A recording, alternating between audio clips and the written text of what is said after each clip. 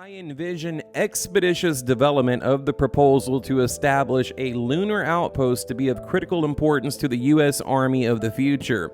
This evaluation is apparently shared by the Chief of Staff in view of his expeditious approval and enthusiastic endorsement of initiation of the study. General Trudeau wrote to the Chief of Ordnance in March 1959 in support of the Army's Project Horizon, a strategic plan for deploying military outposts on the surface of the moon. It was the Army's most ambitious response to the threat from ET, and by the time I arrived at the Pentagon, it was one of the projects that General Trudeau had handed off to me to get moving. Demilitarize space so that countries could explore and experiment without the risk of losing their space vehicles or satellites to hostile activities. For the United States and the Russians, the agreement meant that our respective astronauts and cosmonauts wouldn't make war on each other. Good idea. But someone forgot to tell it to the ETs. Okay, let me reread that. But someone forgot to tell it to the extraterrestrials who had been systematically violating our planet's airspace for decades, if not centuries, and had already set up a base of operations on the moon. Okay, so he's saying here it's a good idea for the United States and the Russians to work together because ET aliens, they've already set up a lunar outpost. As in the U2 program, we had another agenda that concerned us more than just the Soviets' ability to threaten us with the nuclear missile capability from space. We were also very much aware of the ability of a dominant military power on Earth to establish its own version of a treaty with extraterrestrials. We had already seen how Stalin negotiated a separate non-aggression pact with Hitler, allowing the Germans to stabilize its eastern front and invade Western Europe. We didn't want to see them gain so much unchallenged power in space that the extraterrestrials would readily agree to some kind of accommodation with him, guaranteeing both of them a degree of freedom to dominate the political affairs of our planet.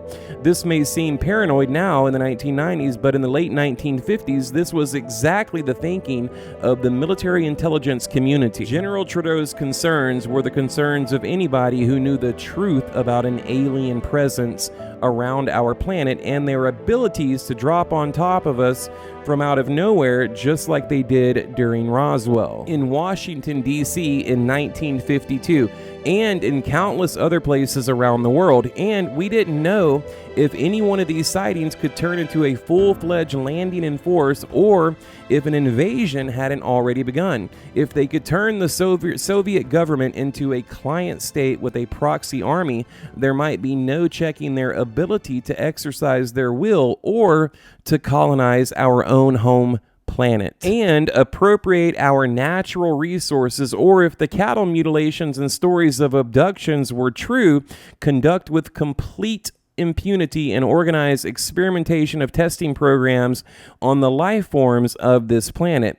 In the absence of any information to disprove our fears, it was the military's obligation to protect the worst possible scenario.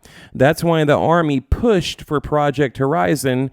We had to have a plan. Therefore, location and design were critical and required, in the Army's view, a triangulation station of moon-to-Earth baseline space surveillance systems that facilitated, number one, communication with an optimum observation of the Earth, number two, routine travel between the moon and the Earth, number three, the best possible exploration capability not only of the immediate area of the lunar surface, but long-range exploration expeditions, and most importantly, from the Army's perspective, the military defense of the moon base.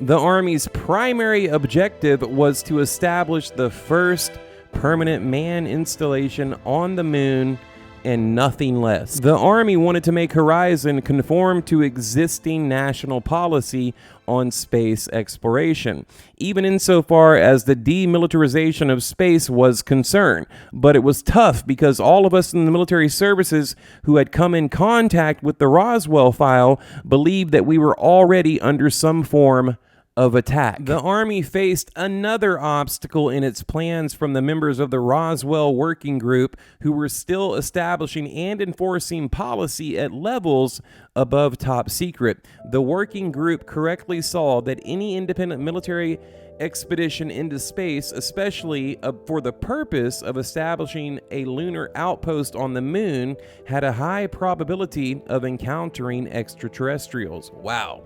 Okay, it goes on to say, in this encounter, there was no guarantee that a military exchange would not ensue, or at the very least, a military report would be filed. Even if this is crazy.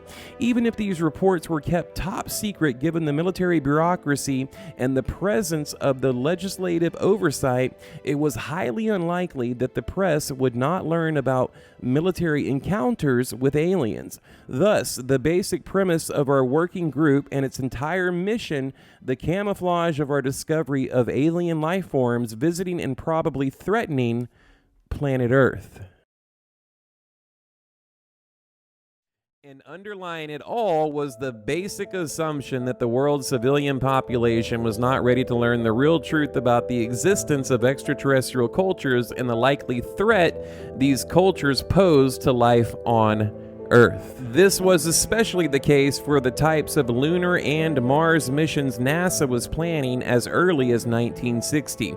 He said that the types of Earth-based tracking and control networks currently in the planning stages were already inadequate for the deep space operations that were also in the planning stages in the civilian agencies. So it made no sense to spend money developing communications and control networks that would be obsolete for the very purpose for which they were being designed. It goes on to say, moon-based military power will be a strong deterrent to war because of the extreme difficulty from the enemy point of view of eliminating our ability to retaliate, he hypothesized.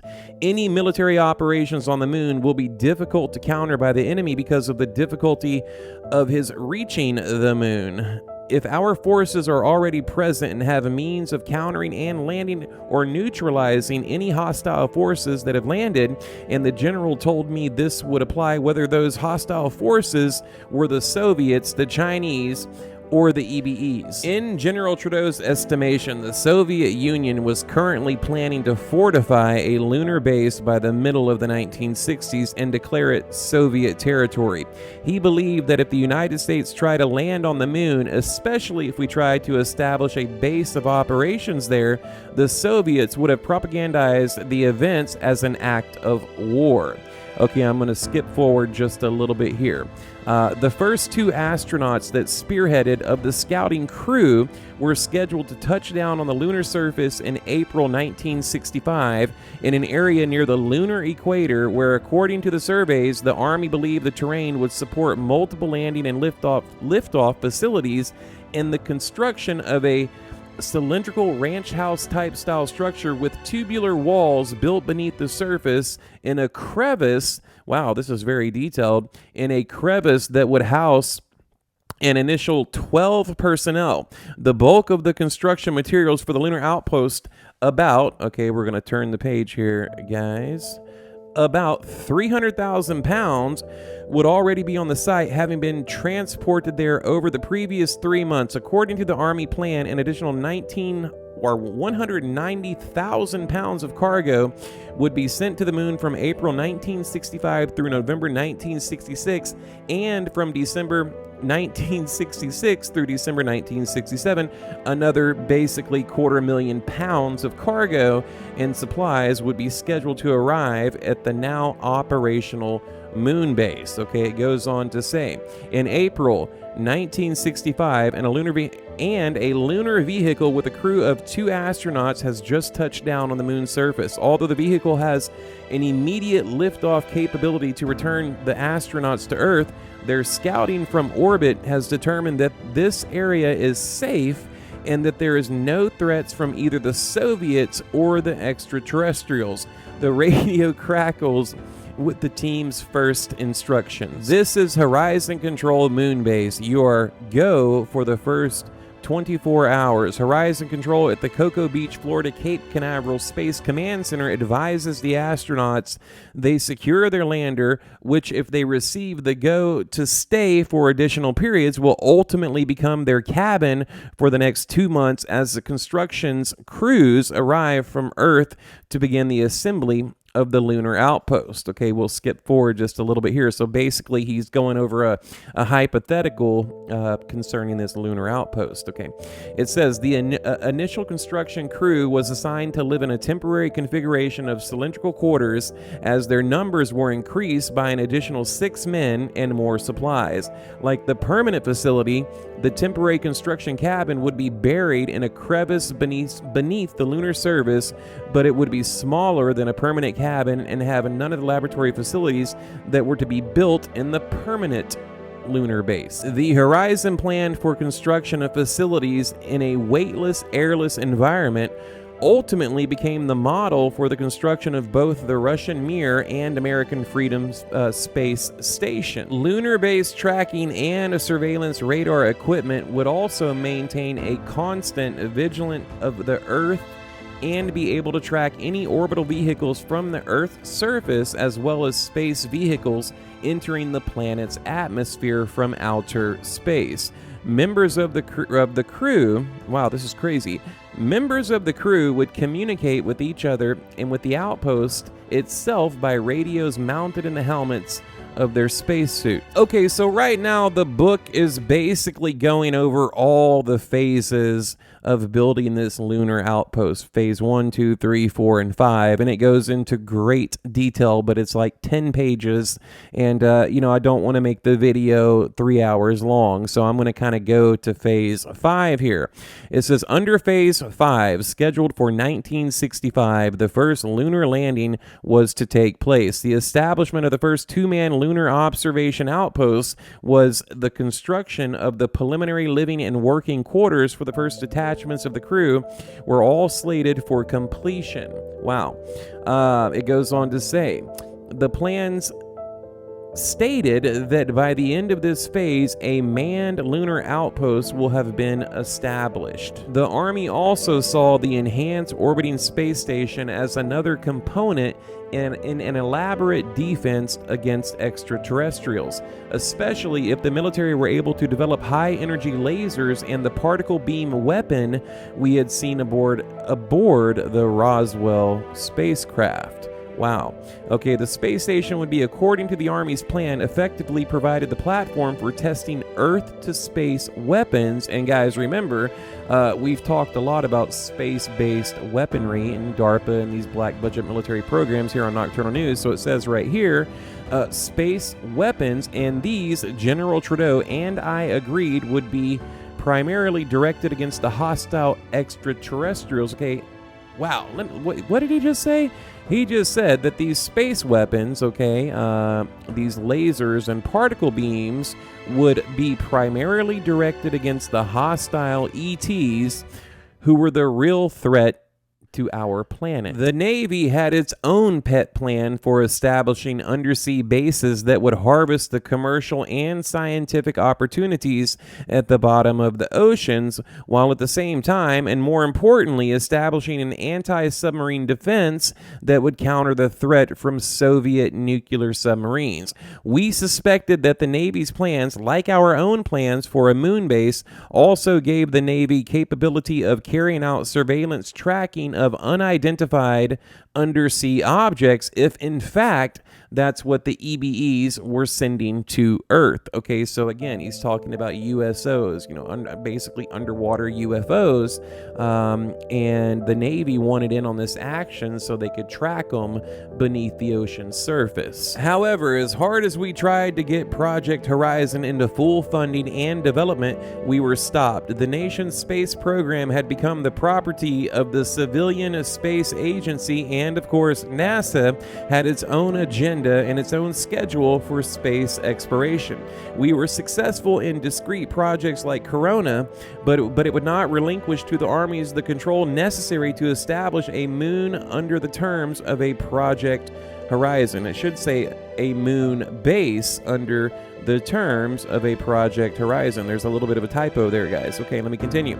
I became General Trudeau's point man for the project in Washington. I was able to lobby for it, and Horizon also became an effective cover for all of the, an effective cover for all of the technological development I was overseeing out of the Roswell file. No one knew just how much of the Roswell technology would wind up getting into the development because of the military issues Horizon implicitly proposed about the presence of extraterrestrials and their hostile intentions.